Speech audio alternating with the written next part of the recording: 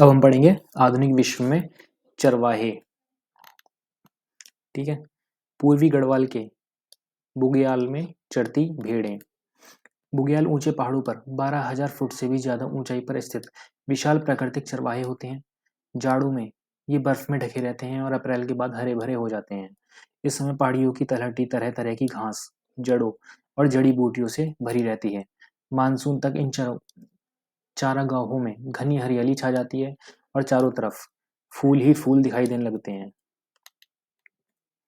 इस अध्याय में आप घुमंतू चरवाहों के बारे में पढ़ेंगे। घुमंतू ऐसे लोग होते हैं जो किसी एक जगह टिक कर नहीं रहते, बल्कि रोजी रोटी के जुगाड़ में यहाँ से वहाँ घूमते रहते हैं। देश के कई हिस्सों में हम घुमंतू चरवाहों को अपने जानवरों के साथ आते जाते देख सकते हैं। चरवाहों की किसी टोली के पास भेड़ बकरियों का रेवड़ या झुंड होता है, जो किसी के पास ऊंट या अन्य मवेशी रहते हैं। क्या उन्हें देखकर आपने कभी इस बारे में सोचा है कि वे कहाँ से आए हैं और कहाँ जा रहे हैं? क्या आपको पता है कि वे कैसे रहते हैं, उनकी आमदनी के साधन क्या हैं और उनका अतीत क्या था? चरवाहों का इतिहास की पुस्तकों में विरले ही जगह मिल पाती है। जब भी आप अर्थव्यवस्था के बारे में पढ़ते हैं, फिर चाहे वह इतिहास की कक्षा हो या अर्थशास्त्र की, सिर्फ कृषि और उद्योगों के बारे में ही पढ़ते हैं।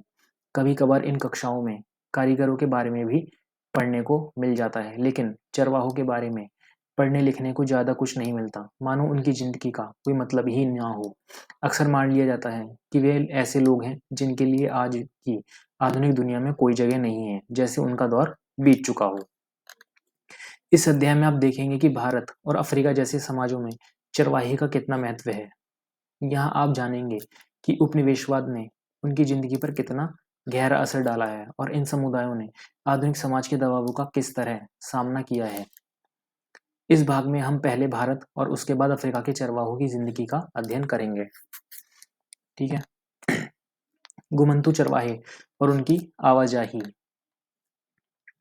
पहाड़ों में जम्मू और कश्मीर के गुजर बकरवाल समुदाय के लोग भेड़ बकरियों के बड़े बड़े रेवड़ रखते हैं। इस समुदाय के अधिकतर लोग अपने मवेशियों के लिए चारागाहों की तलाश में भटकते भटकते 19वीं सदी में यहाँ आए थे। जैसे जैसे समय बीतता गया, वे यहीं के होकर रह गए, यहीं बस गए। इसके बाद वे सर्दी गर्मी के हिसाब से अलग अलग चारागाहों में जाने लगे। जाड़ों में जब ऊंची पहाड़ियां बर्फ से ढक जाती, तो वे शिवालिक की निचली पहाड़ियों से में आकर डेरा डाल लेते। जाड़ों में निचले इलाके में मिलने वाली सूखी झाड़ियां ही उनके जानवरों के लिए चारा बन जाती। अप्रैल के अंत तक वे उत्तर दिशा में जाने लगते। गर्मियों के चारागाहों के लिए इस सफर के में कई परिवार काफिला बनाकर साथ साथ चलते थे। वे पीर पांजाल के दर्रों को पार करते हुए कश्मीर की घाटी में पहुंच जाते। जैसे ही गर्मियां शुरू होती, जमुई बर्फ की मोटी चादर पिघलने लगती और चारों तरफ हरियाली छा जाती। इन दिनों में यहाँ उगने वाली तरह तरह की घास से मवेशियों का पेट भी बढ़ जाता था और उन्हें सेहतमंद खुराक भी मिल जाती थी। सितंबर के अंत में बकरवाल एक बार फिर अपना बोरिया बिस्तर समेटने लगते।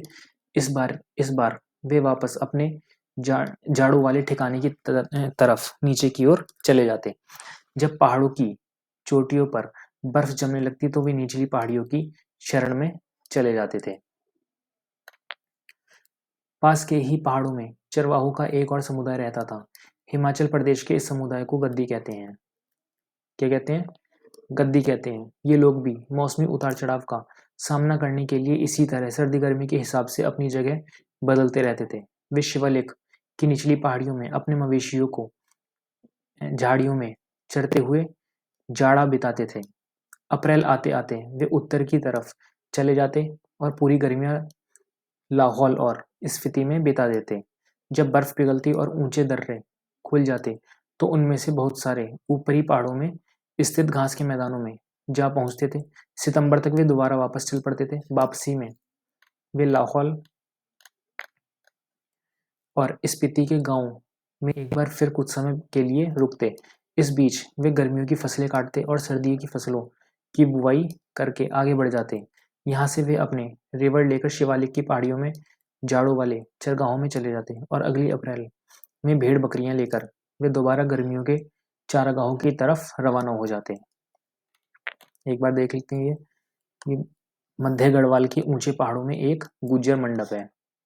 ये गुज्जर गडरिये बुग्याल में मिलने वाले रिंगल एक तरफ का पहाड़ी बांस और घास से बने मंडप में रहते हैं। इन्हीं मंडपों का इस्तेमाल कार्यस्थल के रूप में भी होता है। यहाँ गुजर घी निकालते थे और उन्हें उसे बेचते थे। हाल के सालों में वे बसों और ट्रकों में भरकर दूध ले जाने लगे हैं। ये मंडप 10,000 से 11,000 फुट की ऊंचाई पर होते हैं। भैंसें इससे ज्यादा ऊंची पर नहीं जा सकती हैं।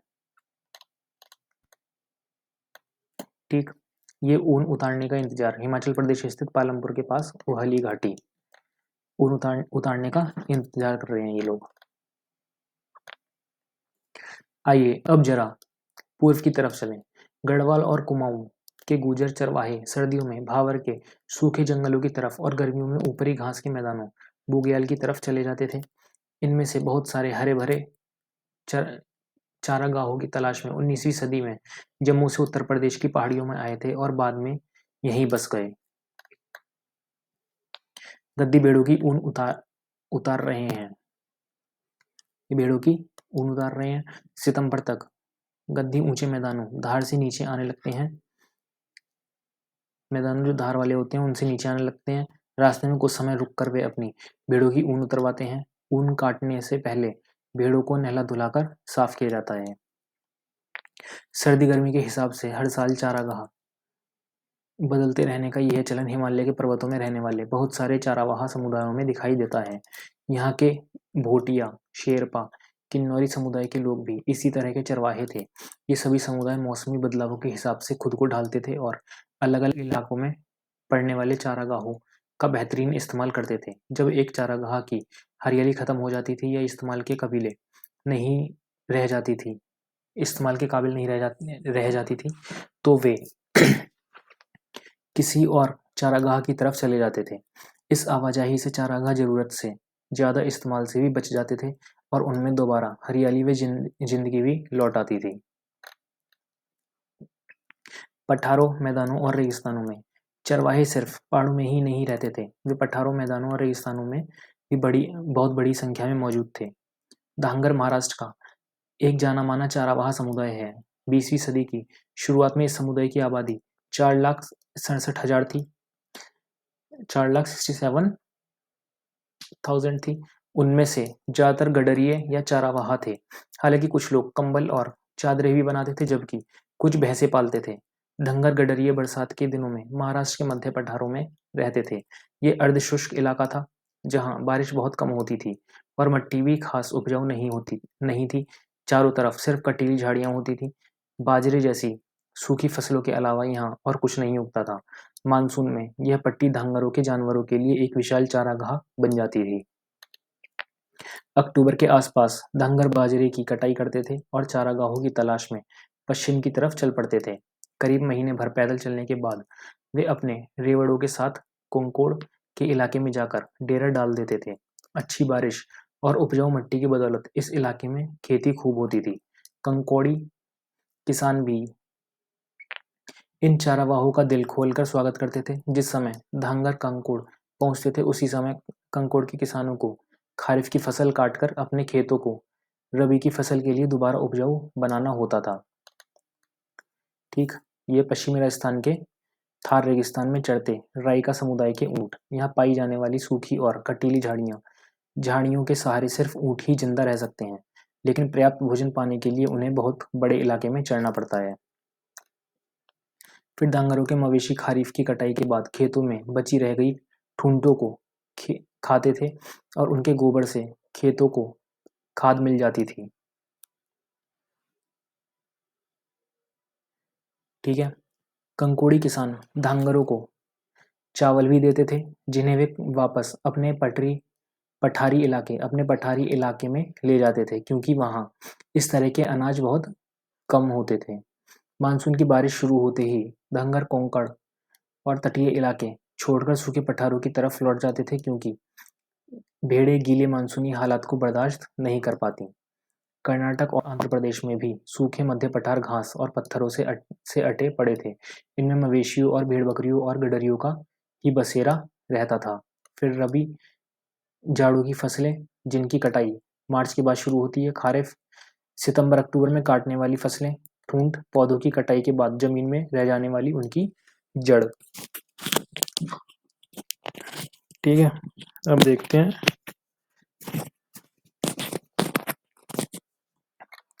आगे। यहाँ गोल्ला समुदाय के लोग गाय भैंस पालते थे, जबकि कूरमा और कुरुबा समुदाय भेड़ बकरियां पालते थे और हाथ के बुने कंबल बेचते थे। ये लोग जंगलों और छोटे छोटे खेतों के आसपास रहते थे। वे अपने जानवरों की देखभाल के साथ साथ कई दूसरे काम धंधे भी करते थे। पहाड़ी चरवाहों के विपरीत यहाँ के चरवाहों का एक स्थान से दूसरे स्थान जाना सर्दी गर्मी से तय नहीं होता था। ये लोग बरसात और सूखे मौसम के हिसाब से अपनी जगह बदलते थे।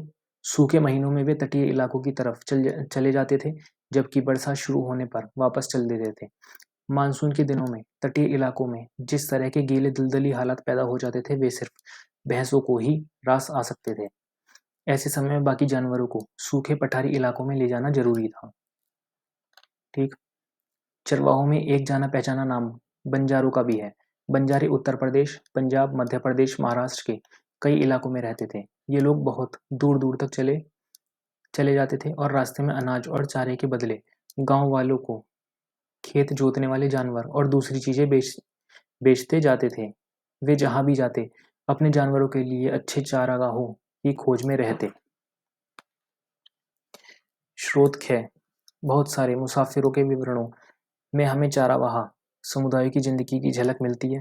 मिसाल के तौर पर 19वीं सदी की शुरुआत में बुकानन ने मैसूर की अपनी यात्रा के दौरान गोला समुदाय का दौरा किया था।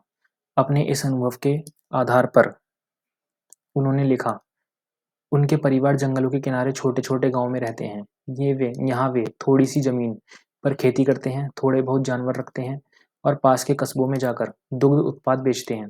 उनके परिवार बहुत बड़े होते हैं। एक एक घर में 7-8 नौजवान आसानी से मिल जाएंगे। उनमें से 2-3 लोग जंगल में जानवर चराते हैं, जबकि बाकी अपने खेत संभालते हैं और कस्बों में जलावन की लकड़ी, छप्पर के लिए पुआल आदि पहुंचाते हैं। ठीक है। राजस्थान के रेगिस्तानों में राई का समुदाय रहता था। इस इलाके में बारिश का कोई भरोसा नहीं था।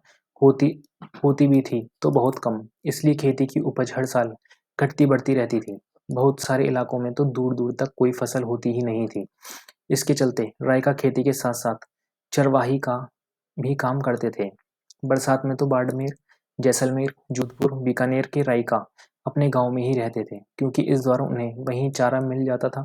पर अक्टूबर आते आते ये चारागाह सूखने लगते थे। नतीजतन ये लोग नए चारागाहों की तलाश में दूसरे इलाकों की तरफ निकल जाते थे और अगली बरसात में ही वापस लौटते थे।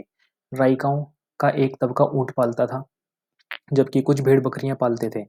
इस तरह हम देख सकते हैं कि चरवाहा समुदायों की जिंदगी कई चीजों के बारे में काफी सोच विचार करके आगे बढ़ती थी। उन्हें इस बात का हमेशा ख्याल रखना पड़ता था कि उनके रेवड़ एक इलाके में कितने दिन तक रह सकते हैं और उन्हें कहाँ पानी और चारागाह मिल सकते हैं। उन्हें न केवल एक इलाके से दूसरे इलाके में जाने का सही समय चुनना पड़ता था, बल्कि यह भी देखना पड़ता था कि उन्हें किन इलाकों से गुजरने की छूट मिल पाएगी और किन इलाकों से नहीं। सफर के दौरान उन्हें रास्ते में पड़ने वाले गांवों के किसानों से भी अच्छे संबंध बनाने पड़ते थे, ताकि उनके जानवर किसानों के खेतों में घास चर सकें और उनको उपजाऊ बनाते चलें। अपनी रोजी रोटी के जुगाड़ में उन्हें खेती, व्यापार और चरवाही ये सारे काम करने पड़ते थे। जैसे कि ये हैं, अपने ऊँट के साथ एक ऊँट पालक है। राजस्थान के जैसलमेर के निकट थार पर रेगिस्तान है। थार का रेगिस्तान है। इस इलाके के ऊँट पालकों को मारू, रेगिस्तान राइका और उनकी बस्ती को ढांडी कहा जाता है। ये पश्चिमी रेगिस्तान में बलोतारा स्थित ऊँट मेला है। ठीक। ये पुष्कर का ऊँट मेला है। ऊँट मेला लगते थे पहले। मारू राइकाओं की वंशावली बताने वाला समुदाय का इतिहास बताता है। इस तरह मौखिक परंपराओं से चरवाहा समुदाय को अपनी पहचान का भाव मिलता है। इन परंपराओं से पहले से हम यह पता लगा सकते हैं कि कोई समूह अपने अतीत को किस तरह देखता है। ये चरगाहों की तलाश में निकले मालधारी चरवाहे उनके गांव कच्छ की रन में स्थित है। फिर औपनिवेशिक शासन और चरवाहों का जीवन। औपनिवेशिक शासन के दौरान चरवाहों की जिंदगी में गहरे बदलाव आए। उनके चारागाह सिमट गए, इधर उधर आने जाने पर बंदिशें लगने लगीं और उनसे जो लगान वसूल किया जाता था उसमें भी वृद्धि हुई। खेती में उनका हिस्सा घटने लगा और उनके पेशे और हुनरों पर भी बहुत बड़ा असर पड़ा। आइए देखें कि यह सब कैसे और क्यों हुआ। पहली बात, अंग्रेज सरकार चारागाहों को खेती की जमीन में तब्दील कर देना चाहती थी। जमीन से मिलने वाला लगान उसकी आमदनी का एक बड़ा स्रोत था। खेती का क्षेत्रफल बढ़ने से सरकार की आय में और बढ़ोतरी हो सकती थी। इतना ही नहीं, इससे जूट यानी कि पटसन, कपास, गेहूं और अन्य खेतीहर चीजों के उत्पादन में भी इजाफा हो जाता, जिनकी इंग्लैंड में बहुत ज्यादा जरूरत रहती थी।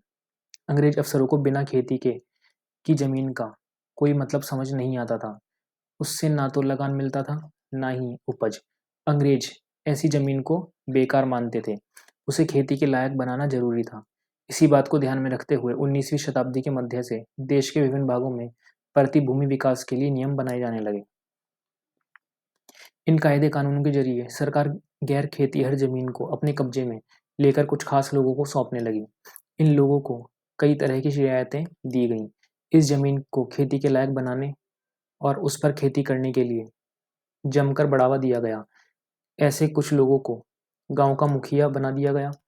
इस तरह कब्जे में ली गई ज्यादातर जमीन चरगाहों की थी, जिनका चरवाहे नियमित रूप से इस्तेमाल किया करते थे। इस तरह खेती के फैलाव से चारागाह सिमटने लगे और चरवाहों के लिए समस्याएं पैदा होने लगी। दूसरी बात, 19वीं सदी के मध्य तक आते आते देश के विभिन्न प्रांतों में वन अधिनियम भी पारित किए जाने लगे थे। इन कानूनों की आड़ में सरकार ने ऐसे कई जंगलों को आरक्षित वन घोषित कर दिया जहां देवदार या साल जैसी कीमती लकड़ी पैदा होती थी। इन जंगलों में चरवाहों के घुसने पर पाबंदी लगा दी गई। कई जंगलों को संरक्षित घोषित कर दिया गया। इन जंगलों में चरवाहों को चरवाही के कुछ परंपरागत अधिकार तो दे दिए गए, लेकिन उनकी आवाजाही पर फिर भी बहुत सारी बंदिशें लगी रहीं। औपनिवेशिक अधिकारियों को लगता था कि पशुओं के चढ़ने से छोटे जंगली पौधे और पेड़ों की नई कोपलें नष्ट हो जाती हैं। उनकी राय में चरवाहों के रेवड़ छोटे पौधों को कुचल देते हैं और कोपलों को खा जाते हैं, जिससे नए पेड़ों की बढ़त रुक जाती है। वन अधिनियमों ने चरवाहों की जिंदगी बदल डाली। अब उन्हें उन जंगलों में जाने से रोक दिया गया जो पहले मवेशियों के लिए बहुमूल्य चारे का स्रोत थे। जिन क्षेत्रों में उन्हें प्रवेश की छूट दी गई, वहां भी उन पर कड़ी नजर रखी जाती थी। जंगलों में दाखिल होने के लिए उन्हें परमिट लेना पड़ता था। जंगल में उनके प्रवेश और वापसी की तारीख पहले से तय होती थी और वह जंगल में बहुत कम ही दिन बिता सकते थे। अब चरवाहे किसी जंगल में ज्यादा समय तक नहीं रह सकते थे, भले ही वहां चारा कितना ही हो, घास कितनी भी क्यों ना हो और चारों तरफ घनी हरियाली हो। उन्हें इसलिए निकलना पड़ता था क्योंकि अब उनकी जिंदगी वन विभाग द्वारा जारी किए परमिटों के अधीन थी। परमिट में पहले ही लिख दिया जाता था कि वह कानून कब तक जंगल में रहेंगे। अगर वह समय सीमा का उल्लंघन करते तो उन पर जुर्माना लगा दिया जाता था। फिर तीसरी बात, अंग्रेज अफसर घुमंतु किस्म के लोगों को शक की नजर से देखते थे। वे गांव-गांव जाकर अपनी चीजें बेचने वाले कारीगरों व व्यापारियों और अपने रेवड़ के लिए हर साल नए-नए चारागाहों की तलाश में रहने वाले, हर मौसम में अपनी रिहाइश बदल लेने वाले चरवाहों पर यकीन नहीं कर पाते थे। वे चाहते थे कि ग्रामीण जनता गांव में रहे, उनकी रिहाइश और खेतों पर उनके अधिकार तय हों। इस तरह की आबादी की पहचान करना और उसको नियंत्रित करना ज्यादा आसान था, जो एक जगह टिक कर रहती हो। ऐसे लोगों को शांतिप्रिय और कानून का पालन करने वाला माना जाता था। घुमंतुओं को अपराधी माना जाता था। 1871 में औपनिवेशिक सरकार ने अपराधी जनजाति अधिनियम पारित किया। इन कानून के तहत दस्तकारों, व्यापारियों और चरवाहों के बहुत सारे समुदायों को अपराधी समुदायों की सूची में रख दिया गया। उन्हें कुदरती और जन्मजात अपराधी घोषित कर दिया गया। इस कानून के लागू होते ही ऐसे समुदायों को कुछ खास अधिसूचित गांव बस्तियों में बस जाने का हुक्म सुना दिया गया। उनकी बिना परमिट आवाजाही पर रोक लगा दी गई। ग्राम्य पुलिस उन पर सदा नजर रखने लगी। चौथी बात, अपनी आमदनी बढ़ाने के लिए अंग्रेजों ने लगान वसूलने का हर संभव रास्ता अपनाया। उन्होंने जमीन नहरों के पानी, नमक, खरीद फरोख्त की चीज़ों, यहाँ तक कि मवेशियों पर भी टैक्स वसूलने का ऐलान कर दिया। चरवाहों से चारागाहों में चरने वाले एक एक जानवर पर टैक्स वसूल किया जाने लगा। देश के ज़्यादातर चरवाही इलाकों में 19वीं सदी के मध्य से ही चरवाही टैक्स लागू कर दिया गया था। मवेशी प्रति मवेशी टैक्स की दर तेजी से बढ़ती चली गई। टैक्स वसूली की व्यवस्था दिनों दिन मजबूत होती गई। 1850 से 1880 के दशकों के बीच टैक्स वसूली का काम बाकायदा बोली लगाकर ठेकेदारों को सौंप दिया जाता था। ठेकेदारी पाने के लिए ठेकेदार सरकार को जो पैसा देते थे उसे वसूल करने और साल भर में ज़्यादा से ज़्यादा मुनाफा बनाने के लिए वे जितना चाहें उतना कर वसूल कर सकते थे। 1880 के दशक तक आते आते सरकार ने अपने कारिंदों के माध्यम से सीधे चरवाहों से ही कर वसूल करना शुरू कर दिया। हर एक चरवाहे को एक पास जारी कर दिया गया। किसी भी चारागाह में दाखिल होने के लिए चरवाहों को पास दिखाकर पहले टैक्स अदा करना पड़ता था। चरवाहे के साथ कितने जानवर हैं और उसने कितना टैक्स चुकाया है, इस बात को उसके पास में दर्ज किया जाता था। इन बदलावों ने चरवाहों की जिंदगी को किस तरह प्रभावित किया? इन चीज़ों की वजह से चारागाहों की गंभीर कमी पैदा हो गई। जैसे जैसे ज़्यादा से ज़्यादा चारागाहों को सरकारी कब्जे में लेकर उन्हें खेती में बदला जाने लगा, वैसे वैसे चारागाहों के लिए उपलब्ध इलाका सिकुड़ने लगा। इसी तरह जंगलों के आरक्षण का नतीजा यह हुआ कि गडरियों और पशुपालक अब अपने मवेशियों को जंगलों में पहले जैसी आज़ादी से नहीं चरा सकते थे। जब चारागाह खेतों में बदलने लगे तो बचे कुचे चारागाहों में चरने वाले जानवरों की तादाद बढ़ने लगी। इसका नतीजा यह हुआ कि चारागाह सदा जानवरों से भरे रहने लगे। अब तक तो घुमंतू चरवाहे अपने मवेशियों को कुछ दिन तक ही एक इलाके में चराते थे और उसके बाद किसी और इलाके में ले जाते थे। इस अदला बदली की वजह से पिछले चारागाह भी फिर से हरे भरे हो जाते थे, लेकिन चरवाहों की आवाजाही पर लगी बंदिशों और चारागाहों के बेहिसाब इस्तेमाल से चारागाहों का स्तर गिरने लगा। जानवरों के लिए चारा कम पड़ने लगा। फलस्वरूप जानवरों की सेहत और तादाद भी गिरने लगी। चारे की कमी और जब तब पड़ने वाले अकाल की वजह से कमजोर और भूखे जानवर बड़ी संख्या में मरने लगे। भारत में चरवाहा समुदाय, इस नक्शे में केवल उन चरवाहा समुदायों के इलाके का उल्लेख किया गया है जिनके बारे में इस अध्याय में बात की गई है। इनके अलावा भी हमारे देश में कई और चरवाहा समुदाय रहते हैं। ये बंजारे हो गए, रायका, मरुस्थल क्षेत्र, मालधारी, धांगर, कूरमा, कुरबा, गोला, ठीक है, ये सब चरवाही जातियां थी। चरवाहों ने इन बदलावों का सामना कैसे किया? इन बदलावों पर चरवाहों की प्रतिक्रिया कई रूपों में सामने आई। कुछ चरवाहों ने तो अपने जानवरों की संख्या ही कम कर दी। अब बहुत सारे जानवरों को चराने के लिए पहले की तरह बड़े बड़े और बहुत सारे मैदान नहीं बचे थे। जब पुराने चारागाहों का इस्तेमाल करना मुश्किल हो गया तो कुछ चरवाहों ने नए नए चारागाह ढूंढ लिए। मिसाल के तौर पर ऊंट और भेड़ पालने वाले रायका 1947 के बाद ना तो सिंध में दाखिल हो सकते थे और ना सिंधु नदी के किनारे अपने जानवरों को चरा सकते थे। भारत और पाकिस्तान के बीच खींच दी गई नई सीमा रेखा ने उन्हें उस तरफ जाने से रोक दिया। जाहिर है अब उन्हें जानवरों को चराने के लिए नई जगह ढूंढनी थी। अब वे हरियाणा के खेतों में जाने लगे हैं, जहाँ कटाई के बाद खाली पड़े खेतों में वे अपने मवेशियों को चरा सकते हैं। इसी समय खेतों को खाद की जरूरत रहती है जो उन्हें इन जानवरों के मलमूत्र से मिल जाती है। समय गुजरने के साथ कुछ धनी चरवाहे जमीन खरीदकर एक जगह बसकर रहने लगे। उनमें से कुछ नियमित रूप से खेती करने लगे जबकि कुछ व्यापार करने लगे। जिन चरवाहों के पास ज्यादा पैसा नहीं था वे सूदखोरों से ब्याज पर कर्ज लेकर दिन काटने लगे। इस चक्कर में बहुतों के मवेशी भी हाथ से जाते रहे और वे मजदूर बनकर रह गए। वे खेतों या छोटे मोटे कस्बों में मजदूरी करते दिखाई देने लगे। इस सब के बावजूद चरवाहे न केवल आज भी जिंदा हैं बल्कि हाल के दशकों में कई जगह तो उनकी संख्या में वृद्धि हुई है। जब भी किसी इलाके के चारागाहों में उनके दाखिल होने पर रोक लगा दी जाती वे अपनी दिशा बदल लेते, रेवड़ छोटा कर लेते, नई दुनिया के मिजाज से तालमेल बिठाने के लिए दूसरे काम धंधे भी करने लगते। बहुत सारे परिस्थिति विज्ञानी मानते हैं कि सूखे इलाकों और पहाड़ों में जिंदा रहने के लिए चरवाही ही सबसे व्यवहारिक रास्ता है।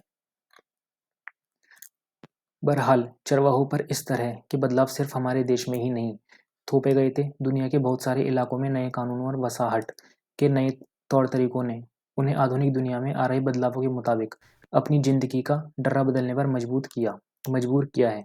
आधुनिक विश्व में आए इन बदलावों से निपटने के लिए बाकी देशों के चरवाहों ने क्या रास्ते अपनाए? अफ्रीका में चरवाहा जीवन। अब जरा अफ्रीका की तरफ चलें और जहाँ दुनिया की आधी से ज़्यादा चरवाहा आबादी रहती है।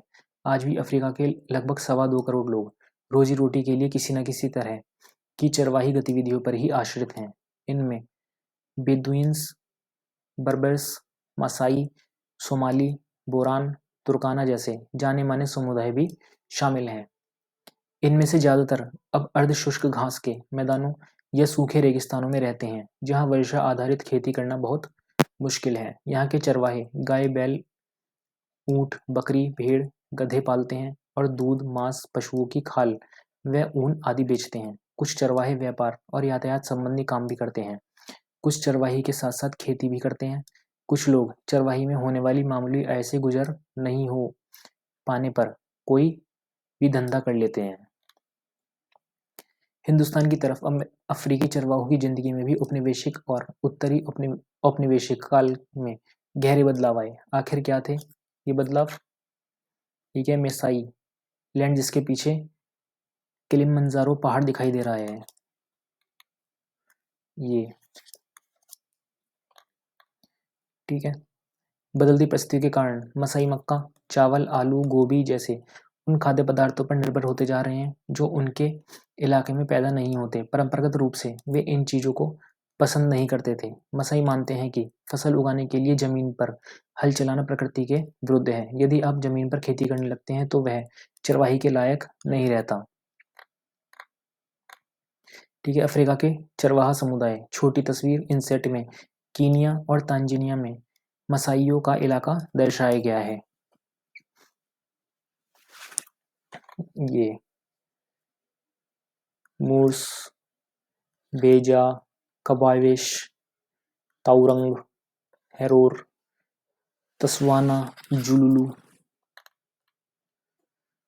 फिर इन परिवर्तनों को हम चरवाहों के एक खास समुदाय के माध्यम से समझने की कोशिश करेंगे। चलिए इसके लिए मसाई नाम के समुदाय को चुन लेते हैं। ठीक है, मसाई पशुपालक मोटे तौर पर पूर्वी अफ्रीका के निवासी हैं। इनमें से लगभग 3 लाख दक्षिणी कीनिया में, करीब 1.5 लाख तांजानिया में रहते हैं। अभी हम देखेंगे नए कानूनों और बंदिशों ने किस तरह न केवल उनकी जमीन उनसे छीन ली बल्कि उनकी आवाजाही पर भी बहुत सारी पाबंदियां थोप दी थी। इन कानूनों के कारण सूखे के दिनों में उनकी जिंदगी गहरे तौर पर बदल गई और उनके सामाजिक संबंध भी एक नई शक्ल में ढल गए। चारागाहों का क्या हुआ? मसाइयों की सबसे बड़ी समस्या यही है कि उनके चारागाह दिनों दिन सिमटते जा रहे हैं। औपनिवेशिक शासन से पहले मसाई लैंड का इलाका उत्तरी केनिया से लेकर तांजानिया के घास के मैदानों स्थिपीज तक फैला हुआ था। 19वीं सदी के आखिर में यूरोप की साम्राज्यवादी ताकतों ने अफ्रीका में कब्जे के लिए मारकाट शुरू कर दी और बहुत सारे इलाकों को छोटे छोटे उपनिवेशों में तब्दील करके अपने अपने कब्जे में ले लिया। 1885 में ब्रिटिश कीनिया और जर्मन तांगनीकिया के बीच एक अंतर्राष्ट्रीय सीमा खींचकर मसाई लैंड के 2 बराबर टुकड़े कर दिए गए। बाद के सालों में सरकार ने गोरों को बसाने के लिए बेहतरीन चारागाहों को अपने कब्जे में ले लिया।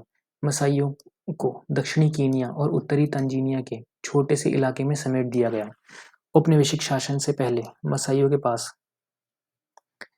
जितनी जमीन थी उसका लगभग 60% हिस्सा उनसे छीन लिया गया। उन्हें ऐसे सूखे इलाकों में कैद कर दिया गया जहां ना तो अच्छी बारिश होती थी और ना ही हरे भरे चारागाह थे।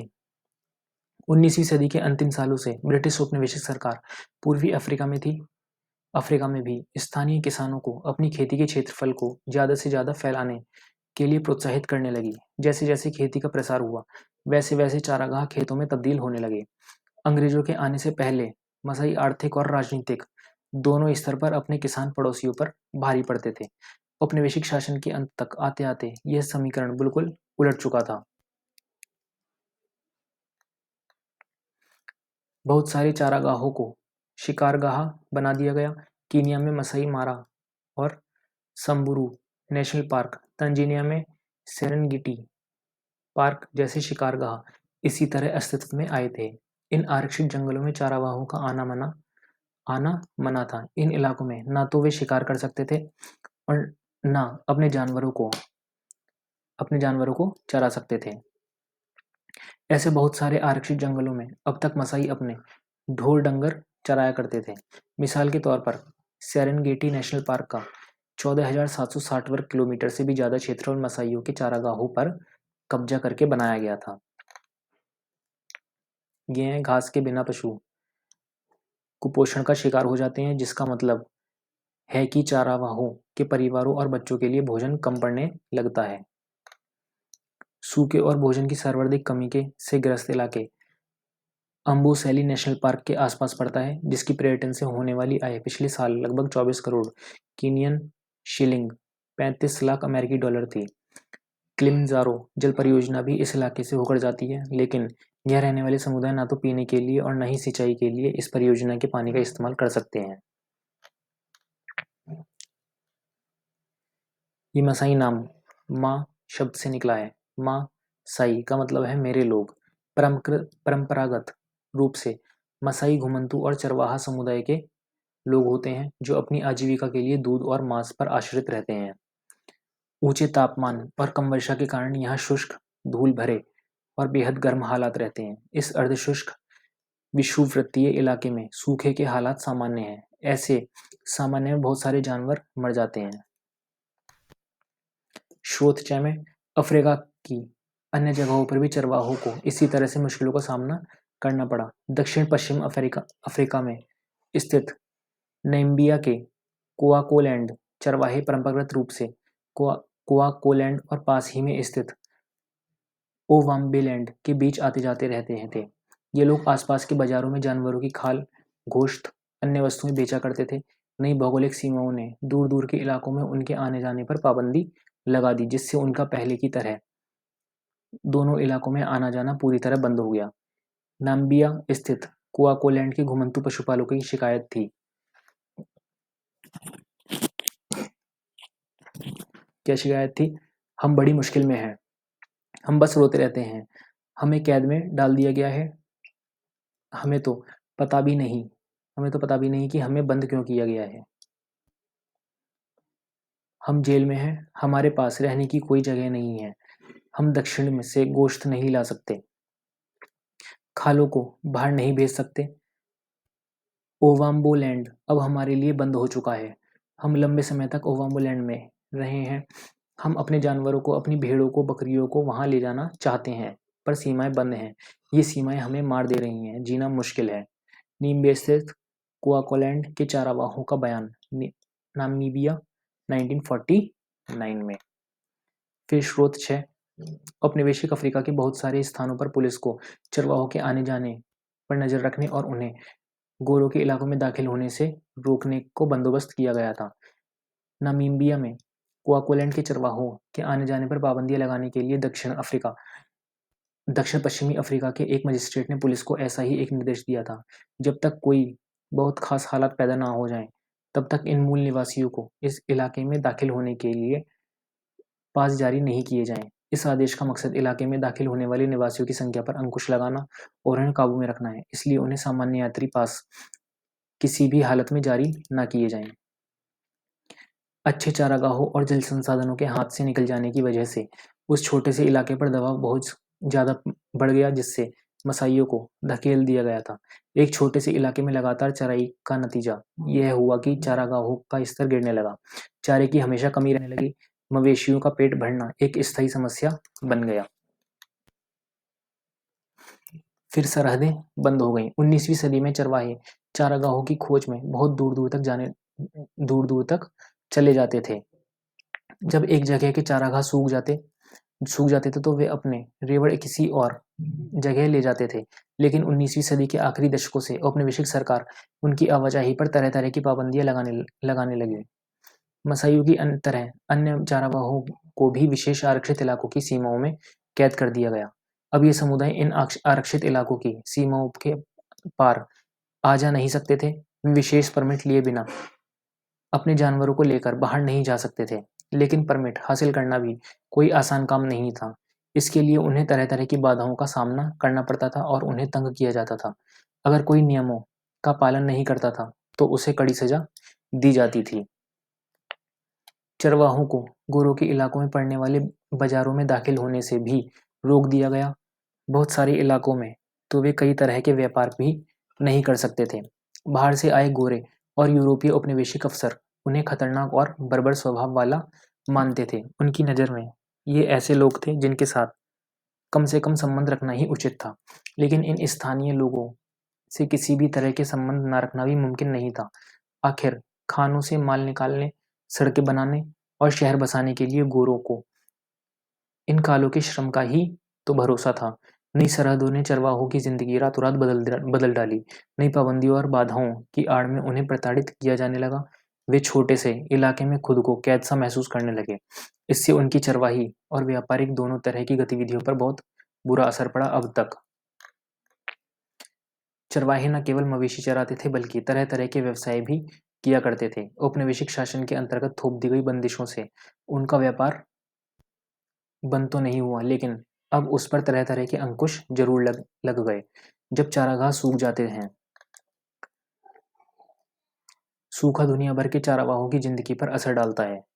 जिस साल बारिश नहीं होती और चारागाह सूख जाते हैं, अगर उस साल मवेशियों को किसी हरे भरे इलाके में न ले जाया जाए तो उनके सामने भुखमरी का संकट पैदा हो जाता है। इसलिए परंपरागत तौर पर चरवाहे घुमंतू स्वभाव के लोग होते हैं। वे यहाँ से वहाँ जाते ही रहते हैं। इसी घुमंतूपने की वजह से वे बुरे वक्त का सामना कर पाते हैं और संकट से बच निकलते हैं। लेकिन औपनिवेशिक शासन की स्थापना के बाद तो मसाइयों को एक निश्चित इलाके में कैद कर लिया गया था। उनके लिए एक इलाका आरक्षित कर दिया गया और चारागाहों की खोज में यहाँ वहाँ भटकने पर रोक लगा दी गई। उन्हें बेहतरीन चारागाहों से महरूम कर दिया गया। एक ऐसी अर्धशुष्क पट्टी में रहने पर मजबूर कर दिया गया जहाँ सूखे की आशंका हमेशा बनी रहती थी, क्योंकि ये लोग संकट के समय भी अपने जानवरों को लेकर ऐसी जगह नहीं जा सकते थे जहाँ उन्हें अच्छे चारागाह मिल सकते थे। इसलिए सूखे के सालों में मसाइयों के बहुत सारे मवेशी भूखे और बीमारियों की वजह से मर जाते थे। 1930 की एक जांच से पता चला कि कीनिया के मिसाइयों के पास 7,20,000 मवेशी, 8,20,000 भेड़, 1,71,000 गधे थे। 1933 और 1934 में पड़े केवल 2 साल के सूखे के बाद इनमें से आधे से ज्यादा जानवर मर चुके थे। जैसे जैसे चरने की जगह सिकुड़ती गई, सूखे के दुष्परिणाम भयानक रूप लेते चले गए। बार बार आने वाले बुरे सालों की वजह से चरवाहों के जानवरों की संख्या में लगातार गिरावट आती गई। ये कौन है? योद्धा गहरे लाल रंग की शुका चमकादड़ मोतियों के आभूषण पहनते हैं तथा स्टील की नोक वाला 5 फुट लंबा भाला रखते हैं। ये भाला रखते हैं। बारीकी से संवारे गए उनके भाले गेहरू से रंगे होते हैं। उगते सूरज को सम्मान देने के लिए वे पूर्व की ओर मुंह करके खड़े होते हैं। योद्धा अपने समुदाय की रक्षा करते हैं और लड़के पशुओं को चराते हैं। सूखे के मौसम में योद्धा और लड़के दोनों ही पशु चराते हैं। ठीक है। सब पर एक जैसा असर नहीं पड़ा। औपनिवेशिक काल में अफ्रीका के बाकी स्थानों की तरह मसाईलैंड में भी आए बदलावों से सारे चरवाहों पर एक जैसा असर नहीं पड़ा। उपनिवेश बनने से पहले मसाई समाज 2 सामाजिक श्रेणियों में बटा हुआ था। वरिष्ठ जन, एल्डर्स, योद्धा, वॉरियर्स। वरिष्ठ जन शासन चलाते थे। समुदाय से जुड़े मामलों पर विचार विमर्श करने और अहम फैसले लेने के लिए वे समय समय पर सभा करते थे। योद्धाओं में ज्यादातर नौजवान होते थे जिन्हें मुख्य रूप से लड़ाई लड़ने और कबीले की हिफाजत करने के लिए तैयार किया जाता था। वे समुदाय की रक्षा करते थे और दूसरे कबीलों के मवेशी छीन कर लाते थे। जहाँ जानवर ही संपत्ति हो, वहाँ हमला करके दूसरों के जानवर छीन लेना एक महत्वपूर्ण काम होता था। अलग अलग चरवाहा समुदायों की ताकत इन्हीं हमलों से तय होती थी। युवाओं को योद्धा वर्ग का हिस्सा तभी माना जाता था जब वे दूसरे समूह के मवेशियों को छीनकर युद्ध में बहादुरी का प्रदर्शन करके अपनी मर्दानगी साबित कर देते थे। फिर भी वे वरिष्ठ जनों के नीचे रहकर काम करते थे। ठीक है। आज भी योद्धा बनने के लिए युवकों को व्यापक अनुष्ठानों से गुजरना पड़ता है। हालांकि अब यह प्रथा पहले जैसी प्रचलित नहीं है। इसके लिए युवकों को लगभग 4 माह तक अपने कबीले के इलाके का दौरा करना पड़ता है। इस यात्रा के अंत में वे छापामारी की तरह दौड़कर अपने आहते में घुसते हैं। इस समारोह के मौके पर युवक ढीले कपड़े पहनते हैं और पूरे दिन नाचते रहते हैं। इस अनुष्ठान के साथ ही वे जीवन के एक नए चरण में पहुंच जाते हैं। लड़कियों को इस तरह के अनुष्ठानों से नहीं गुजरना पड़ता है। ठीक है। मसाइयों के मामलों की देखभाल करने के लिए अंग्रेज सरकार ने कई ऐसे फैसले किए जिनसे आने वाले सालों में बहुत गहरे असर पड़े। उन्होंने कई मसाई उपसमूहों के मुखिया तय कर दिए। अपने अपने कबीले के सारे मामलों की जिम्मेदारी उन्हें ही सौंप दी। इसके बाद उन्होंने हमलों और लड़ाइयों पर पाबंदी लगा दी। इस तरह वरिष्ठ जनों और योद्धाओं दोनों की परंपरागत सत्ता बहुत कमजोर हो गई। जैसे जैसे समय बीता, औपनिवेशिक सरकार द्वारा नियुक्त किए गए मुखिया माल इकट्ठा करने लगे। उनके पास नियमित आमदनी थी जिससे वे जानवर, सजो सामान, जमीन खरीद सकते थे। वे अपने गरीब पड़ोसियों को लगान चुकाने के लिए कर्ज पर पैसा देते थे। उनमें से ज्यादातर बाद में शहरों में जाकर बस गए और व्यापार करने लगे। उनके बीवी बच्चे गांव में ही रहकर जानवरों की देखभाल करते थे। उन्हें चरवाही और गैर चरवाही दोनों तरह की आमदनी होती थी। अगर उनके जानवर किसी वजह से घट जाएं तो वे और जानवर खरीद सकते थे। जो चरवाहे सिर्फ अपने जानवरों के सहारे जिंदगी बसर करते थे, उनकी हालत अलग थी। उनके पास बुरे वक्त का सामना करने के लिए अक्सर साधन नहीं होते थे। युद्ध और अकाल के दौरान उनका सब कुछ खत्म हो जाता था। तब उन्हें काम की तलाश में आसपास के शहरों की शरण लेनी पड़ती थी। कोई कच्चा कोयला जलाने का काम करने लगता था तो कोई कुछ और करता था। जिनकी तकदीर ज्यादा अच्छी थी, उन्हें सड़क या भवन निर्माण कार्यों में काम मिल जाता था। इस तरह मसाई समाज में दो स्तरों पर बदलाव आए। पहला, वरिष्ठ जनों और योद्धाओं के बीच उम्र पर आधारित परंपरागत फर्क पूरी तरह खत्म, भले ना हुआ हो पर बुरी तरह अस्त व्यस्त जरूर हो गया। दूसरा, अमीर और गरीब चरवाहों के बीच नया भेदभाव पैदा हो गया। निष्कर्ष क्या निकलता है? इस तरह हम देखते हैं कि आधुनिक विश्व में आए बदलावों से दुनिया के अलग अलग चरवाहा समुदायों पर अलग अलग तरह के असर पड़े हैं। नए कानूनों और सीमाओं ने उनकी आवाजाही का ढर्रा बदल दिया। जैसे जैसे चारागाह खत्म होते गए, जानवरों को चराना एक मुश्किल का काम होता चला गया। जो चारागाह बचे थे वे अत्यधिक इस्तेमाल की वजह से बेकार हो गए। सूखे के समय उनकी समस्याएं पहले से भी ज्यादा बढ़ गईं, क्योंकि तब उनके जानवर बड़ी तादाद में दम तोड़ने लगते थे। अब उनके आने जाने पर बहुत सारी बंदिशें थोप दी गई थीं, इसलिए वे नए चारागाहों की तलाश भी नहीं कर सकते थे। फिर चरवाहे बदलते वक्त के हिसाब से खुद को ढालते हैं। वे अपनी सालाना आवाजाही का रास्ता बदल लेते हैं, जानवरों की संख्या कम कर लेते हैं, नए इलाकों में दाखिल होने के लिए हर संभव लेन देन करते हैं और राहत, रियायत व मदद के लिए सरकार पर राजनीतिक दबाव डालते हैं। वे उन इलाकों में अपने अधिकारों को बचाए रखने के लिए अपना संघर्ष जारी रखते हैं जहां से उन्हें खदेड़ने की कोशिश की जाती है। जंगलों और रखरखाव और प्रबंधन में अपना हिस्सा मांगते हैं। चरवाहे अतीत के अवशेष नहीं हैं। वे ऐसे लोग नहीं हैं जिनके लिए आज की आधुनिक दुनिया में कोई जगह नहीं है। पर्यावरणवादी और अर्थशास्त्री अब इस बात को काफी गंभीरता से मानने लगे हैं कि घुमंतू चरवाहों की जीवन शैली दुनिया के बहुत सारे पहाड़ी और सूखे इलाकों में जीवन यापन के लिए सबसे उपयुक्त है। ये जयपुर राजमार्ग पर राई का गडरिये, बड़ी सड़कों पर भारी यातायात ने गडरियों के नए इलाकों में जाने की प्रक्रिया को एक नया अनुभव बना दिया है। तो ये अध्याय यहीं पे खत्म होता है। अब मिलेंगे अगली कक्षा के प्रथम अध्याय में। ये था अंतिम अध्याय। ठीक है, तब तक वीडियो को लाइक करें, कमेंट में बताएं कि कैसे है, वीडियो कैसी लगी, और चैनल सब्सक्राइब जरूर करें और अपने दोस्तों के साथ शेयर करें। चलिए, थैंक यू। और बाकी प्लेलिस्ट पर भी एक बार देख लें।